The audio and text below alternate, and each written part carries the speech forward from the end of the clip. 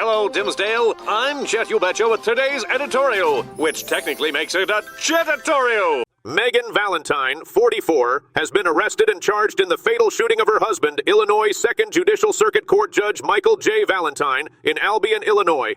Authorities found Judge Valentine's body outside a home on Tuesday after responding to a 12:14 p.m. call. Megan faces charges of first-degree murder, aggravated discharge of a firearm, aggravated battery with a firearm, and aggravated domestic battery. Illinois State Police presented their findings to the Illinois State's Attorney Appellate Prosecutor's Office, leading to the charges. The 2nd Judicial Circuit Court expressed sadness at Judge Valentine's death, describing him as a respected and compassionate jurist. Megan Valentine is being held in White County Jail. In other developments, Nissan Motors shares dropped 6% following its announcement to cut 9,000 jobs and reduce manufacturing by a fifth.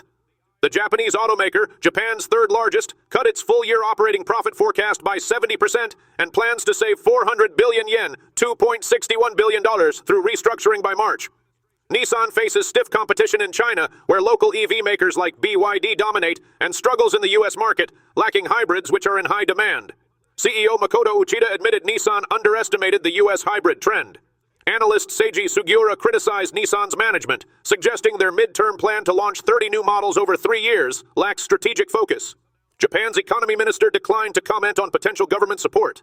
In other updates, Novo Nordisk's CEO has raised concerns about compounded versions of Semaglutide, the active ingredient in Ozempic and Wegovy, after reports of over 100 hospitalizations and 10 deaths in the U.S. The FDA's adverse event reporting system provided the data, but the agency cautions that these reports are unverified and do not confirm a direct link to the drug. Compounded versions, typically created during shortages, are not FDA approved and may contain different ingredients or dosing.